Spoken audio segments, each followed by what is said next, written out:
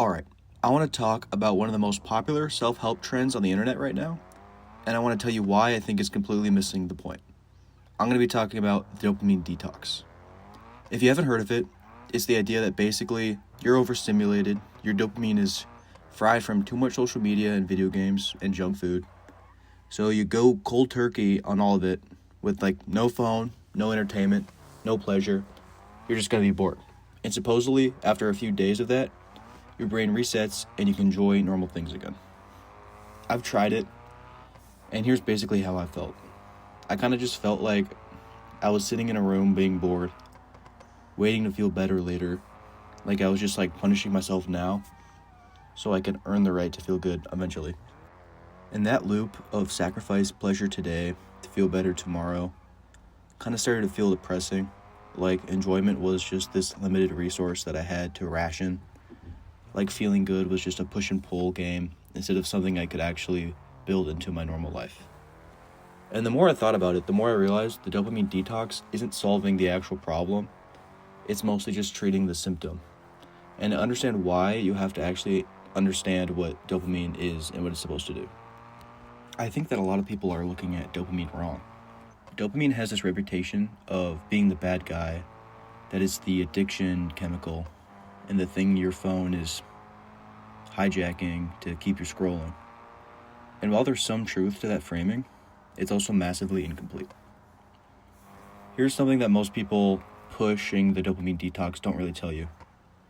Dopamine really isn't the only chemical involved in feeling good. There's endorphins, serotonin, oxytocin. Basically, I'm saying that there's more than just dopamine. And as one doctor put it, dopamine is one part of the equation, but there are many different aspects involving the developing of an addictive or compulsive behavior, so isolating your focus to one particular substance in the body really just doesn't make much sense. So even the core premise of a dopamine detox is kind of off. You're not just dealing with one chemical. You gotta look at the whole entire system in your brain. And more importantly, dopamine itself really isn't the problem. To quote that, neurotransmitters are survival mechanisms, and without dopamine, we wouldn't bother to really do things like eat, exercise, reproduce, or socialize. We really wouldn't bother because there would be no motivation, so we need some pleasure in our life. Dopamine has been essential to human survival for as long as humans have existed.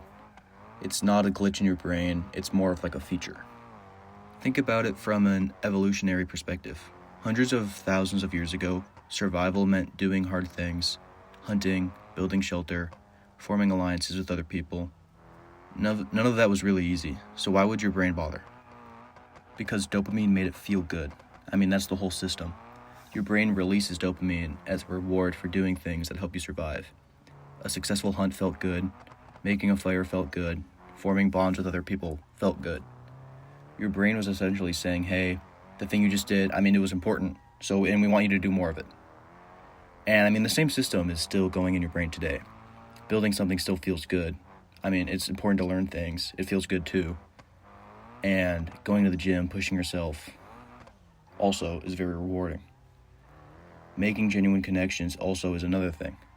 All of this isn't because it's easy, but because your brain is still recognizing effort and reward the same way that it always has. So dopamine really isn't the enemy. It's really the whole point. The real problem is how easy it's become to get. Here's what's actually changed. For most of human history, if you wanted that dopamine hit, you had to earn it. There was no shortcut. You really had to do the hard thing first.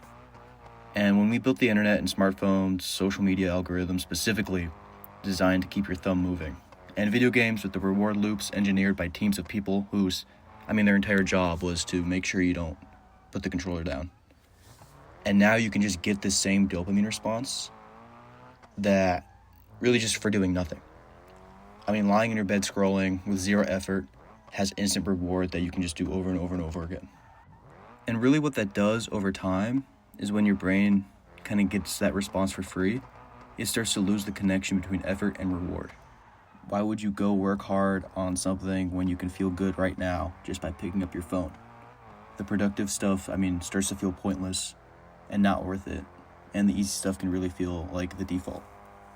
I've really felt like this personally. There have been stretches where I could not motivate myself to do anything productive. Every time I sat down to try, my brain would basically say, like, why are we doing this? I mean, we can just do anything else. We can just go on our phone. We can play video games.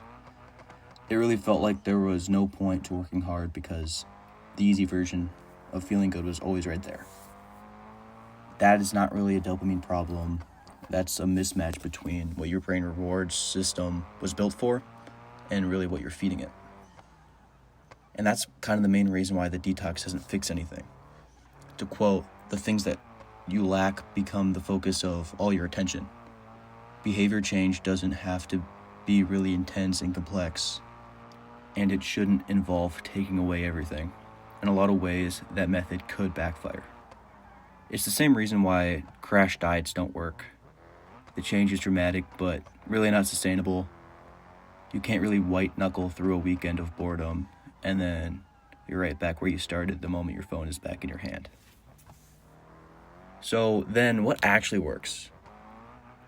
I think the answer is not less dopamine, it's overall better dopamine. And there's a way that you can get there, and that's mainly by shifting from consuming to creating. Consuming is passive scrolling, watching, playing. Your brain is receiving input and getting really reward for nothing. Creating is the opposite. Making something, learning something, building something, pushing your body, your brain, is producing output, and the dopamine comes after the effort. That's the sequence it was designed for. And what research actually suggests lines up with this. Instead of going cold turkey on everything, to find a replacement activity, one that's more soothing but still gets those happy hormones going, the goal isn't to eliminate pleasure. It's really to redirect it towards things that actually require something from you. That's what I've been doing. In my downtime, I try to create something, exercise, or actually be with people instead of just defaulting to my phone. And that shift has been really amazing. It hasn't been like an overnight thing, but just a really real feeling that things that take effort feel good in my brain now. Things that really used to feel impossible to start, like working on creative projects or just learning something new, start to really feel more accessible. Really like my brain was slowly remembering things that were worth doing. So, if I had to narrow it down to the activities that had really just made the biggest difference, stuff that gives you the dopamine hit but require the effort your brain is looking for, is really like these three. The first is exercising. Working out is one of the most direct ways to get the effort reward sequence firing the way it's supposed to. You push hard, your brain releases dopamine and endorphins, and you feel genuinely good in a way that lasts for hours, not just minutes.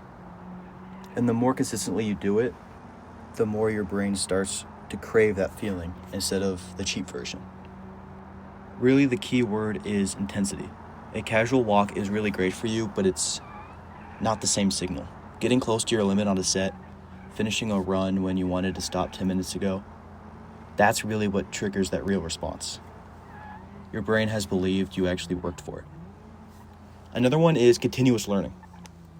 Your brain loves novelty and it loves mastery. Learning something new hits both.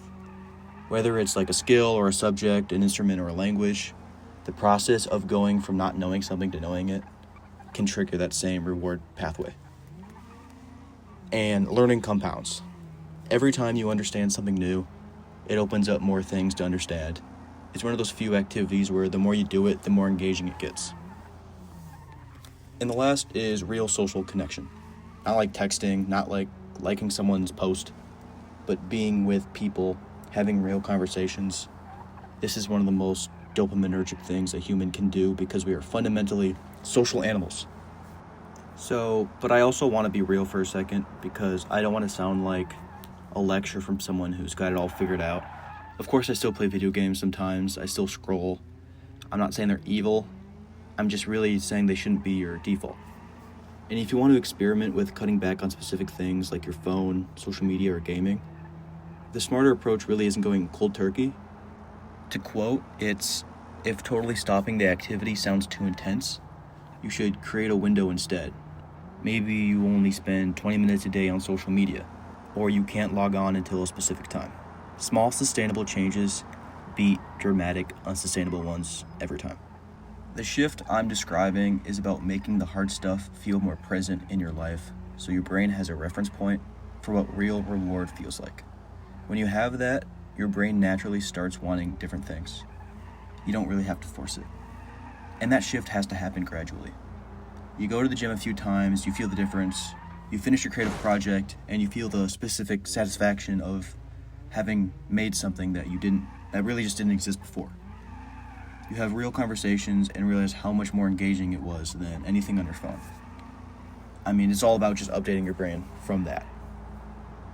So, to wrap up, I just think the dopamine detox is looking at the right problem and overall just coming up with the wrong solution. The problem is real. We're getting dopamine hits from things that require nothing from us, and it's making it much harder to care about the stuff that actually matters. But the answer isn't to suffer through boredom and call it a reset.